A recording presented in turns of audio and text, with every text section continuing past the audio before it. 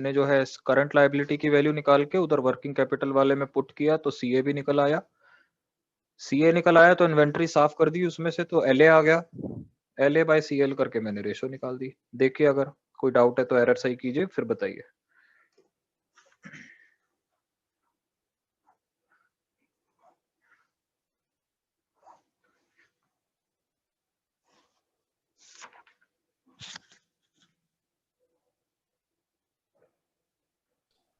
Sir बस calculation error था, बाकी ठीक है, ठीक है। लॉजिक तो ठीक था ना? चलिए हाँ फिर। जी सर, फॉर्मूला जयती, ठीक था। हाँ सर, हो गया। ठीक है जी। लिखिए जरा, नेक्स्ट क्वेश्चन की इंफॉर्मेशन लिखिए। बहुत सारी इंफॉर्मेशन है, देखिएगा आपके कौन सी इंफो आपके काम आएगी।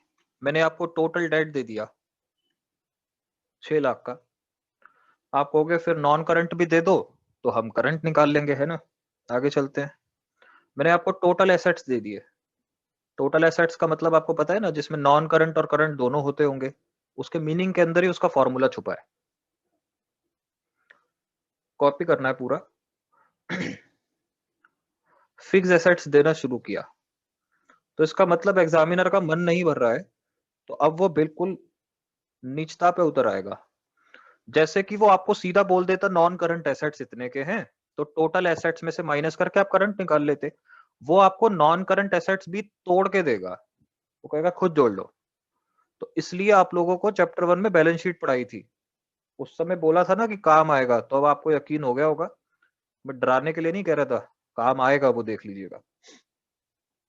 तो जिसे यही नहीं पता होगा नॉन करंट एसेट्स में आता क्या क्या है, वो निकाल ही नहीं पाएगा।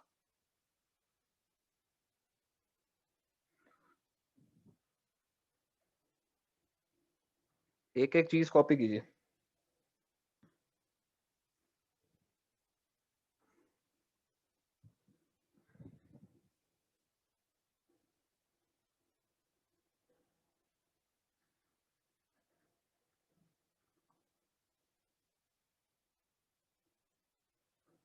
हाँ जी, जिसका कॉपी हो जाए एक बार बताइएगा।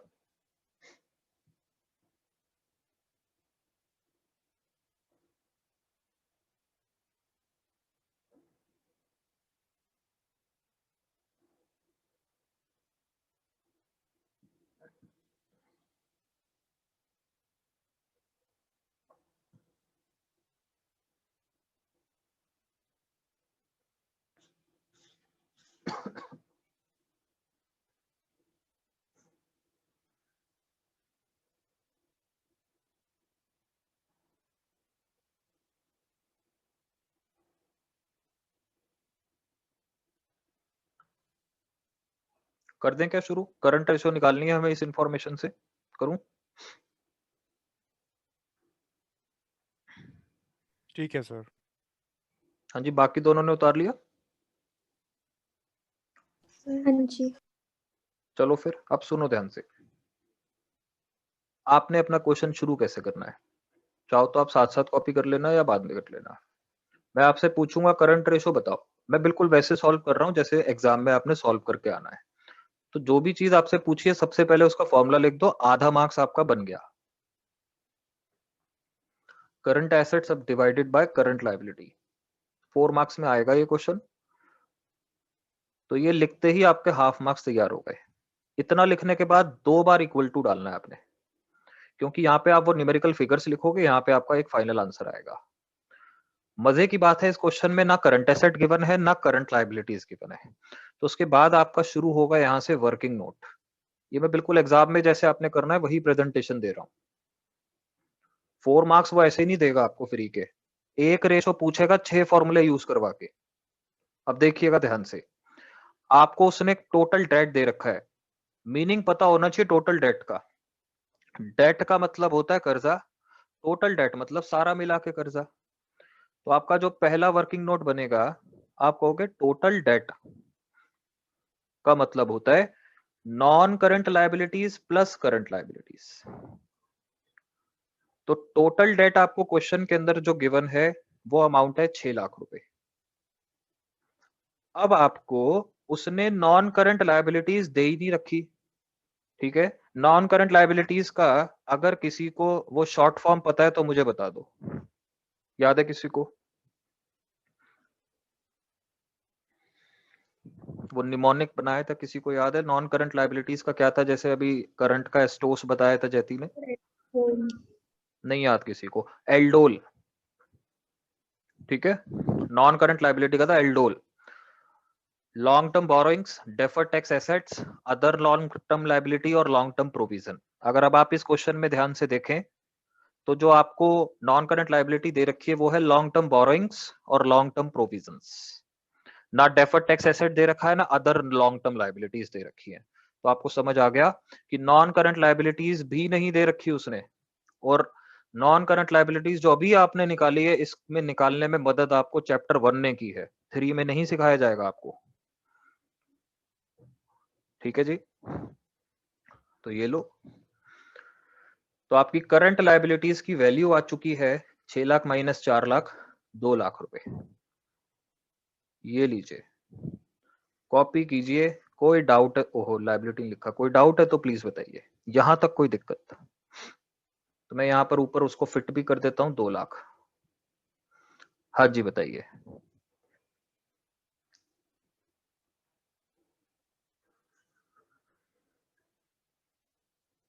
चल सकते हैं आगे क्या?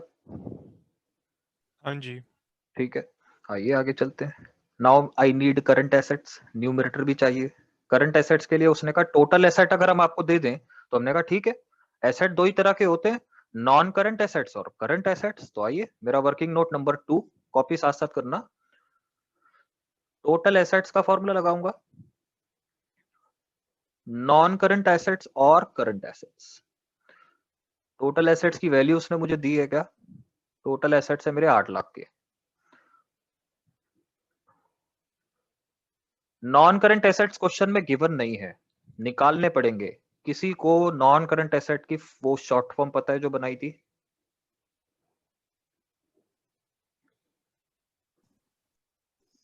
Sir FNDLO। Very very good, FNDLO।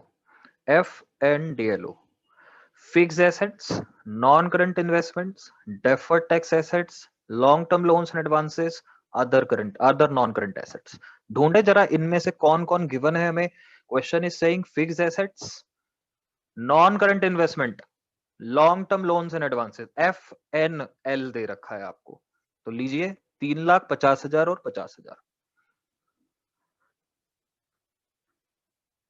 तो आप खुद ही देख लो, आपको हेल्प चैप्टर 1 कर रहा है यहाँ पे, 4 में ये सब नहीं सिखा रहा है आपको कोई। 3, 3.5, 4, तो मेरे करंट एसेट्स आ जाएंगे 4 लाख के। तो करंट एसेट 4 लाख के आते ही मैं ये फिगर ऊपर न्यूमरेटर में पुट कर दूंगा, और we will get 2:1 as the current ratio. तो ये आपकी फुल प्रेजेंटेशन होगी एग्जाम में। अगर इसके अलावा कोई प्रेजेंटेशन है, आपने कोई भी फॉर्मूला लिखे बिना कैलकुलेशन की है, तो पूरे मार्क्स तो एक्सपेक्ट मत कीजिएगा। मैंने जो भी लिखा फॉर्मूले के साथ लिखा है। कोई भी डाउट है तो प्लीज बताइए।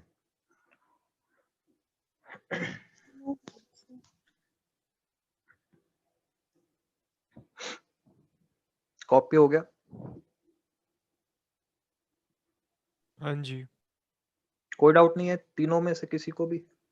नहीं सर, ठीक है, नो डाउट। प्रेजेंटेशन क्लियर है, चलें आगे। हाँ जी। चलो फिर, अब तक जो मैंने आपको एक इससे पहले क्वेश्चन कराया था वो शायद थोड़ा सा दिमाग से निकल गया होगा, तो उसके जैसा एक दे रहा हूं। इस बार खुद से करके फाइनल आंसर सही बताना है। क्वेश्चन कॉपी बेशक मत करना। आपको मैंने करंट रेशो दे दी 4.5:1। इस बार कोशिश करना सही आए। क्विक रेशो दे दी 3:1। इन्वेंट्री है 36 की। सेम पैटर्न है क्वेश्चन का, फटाफट से निकाल के दो कि करंट एसेट्स कितने आएंगे, करंट लायबिलिटी कितनी आएगी। साथ में खोल दो दोनों इक्वेशंस को। अभी करा है सेम पैटर्न का क्वेश्चन।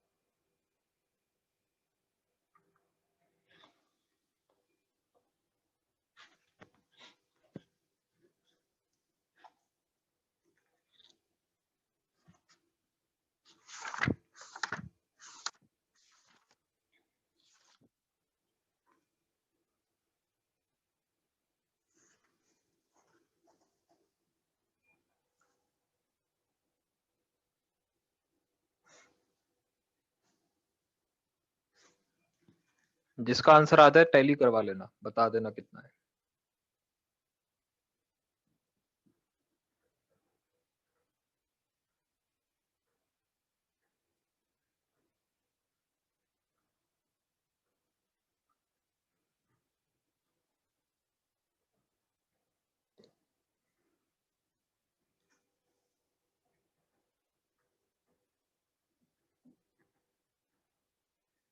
सर अब थोड़ा सा करवाएंगे प्लीज, क्या हाँ कराऊं जी, मैं? ठीक है, मैं शुरू कराता हूँ, बाकी दो लोग अपना अपना करते रहो, जहां डाउट आएगा आप यहां से टैली कर लेना। देखो अगस्त्य, करंट रेशो को आप अच्छे से जानते हो। करंट रेशो कहती है CA upon CL। Quick ratio को भी आप अच्छे से जानते हो। क्विक रेशो कहती है liquid assets upon current liabilities. Current ratio की जगह लिख दो 4.5, दे रखा है आपको। ना CA पता ना CL पता, यही तो क्वेश्चन है, यही तो ढूंढना है। उधर चलो, क्विक रेशो की जगह लिख दो 3, 3:1 है ना, 3 लिख दो। लिक्विड एसेट्स का यहां फॉर्मूला लिखो। लिक्विड एसेट्स का फॉर्मूला होता है current assets minus inventories minus prepaid expenses divided by current liabilities. यहां क्या होगा, CL इधर डिवाइड कर रहा है, उधर मल्टीप्लाई करेगा, तो यहां मैंने एक तरह से एक रिलेशन बनाया कि CA जो है वो 4.5 CL है। CL इधर डिवाइड कर रहा है, उधर जाकर मल्टीप्लाई 3CL। तो यहां जो CA है ना, ये इस CA की जगह मैं 4.5 CL को सब्सटीट्यूट कर दूंगा। 4.5 CL। इन्वेंट्रीज आपको 36,000 दे रखी है, प्रीपेड एक्सपेंसेस 0 ले लोगे बिकॉज वो दे नहीं रखे आपको। तो now you can solve the equation for CL। -36 उधर जाके +36 होगा, 4.5 CL उधर उधर ये माइनस करेगा 3 CL, तो 1.5 CL। 1.5 जब उधर जाके डिवाइड करेगा तो आपका करंट लायबिलिटी आएगी 24,000 की। इस 24,000 को इस इक्वेशन में पटक दो लाके। 4.5 CL था ना, CL है 24,000, तो ये सॉल्व करके CA आ जाएगा आपका इंटू 4.5, 1,08,000। हाँ जी, देखिए एक बार, कोई डाउट है तो बताइए। ठीक है सर। हाँ जी सर।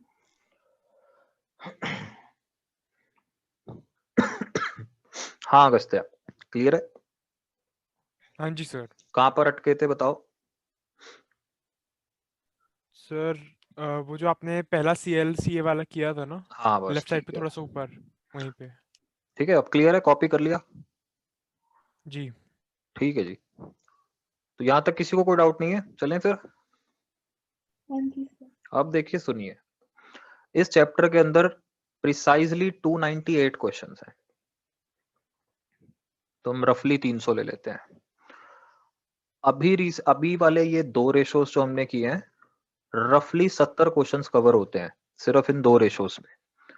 तो अभी भी हमारे पास करने को बहुत कुछ है, तो मैं फिलहाल आपको होमवर्क देना शुरू करूं। होमवर्क अब इसमें फर्स्ट क्लास से ज्यादा इसलिए मिलेगा क्योंकि थोड़ी देर बाद जब हम आगे निकल चुके होंगे तो ना करंट रेशो की बात हो रही होगी ना लिक्विड रेशो की, तो आप ये भूल ना जाओ, इसलिए आज से ही होमवर्क लेना शुरू कर दो। बुक में आपको जो होमवर्क मिलेगा पेज नंबर 4.99 से शुरू होगा।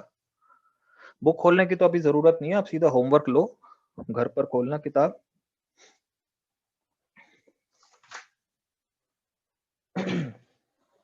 क्वेश्चन नंबर 1 से 14 एक एक क्वेश्चन हो जाएगा, और हाँ ये क्वेश्चन सबके सब लिख के करने हैं, कोई भी ओरली नहीं करना। 15 16 अभी नहीं होंगे, 17 से लेके 27 तक हो जाएंगे।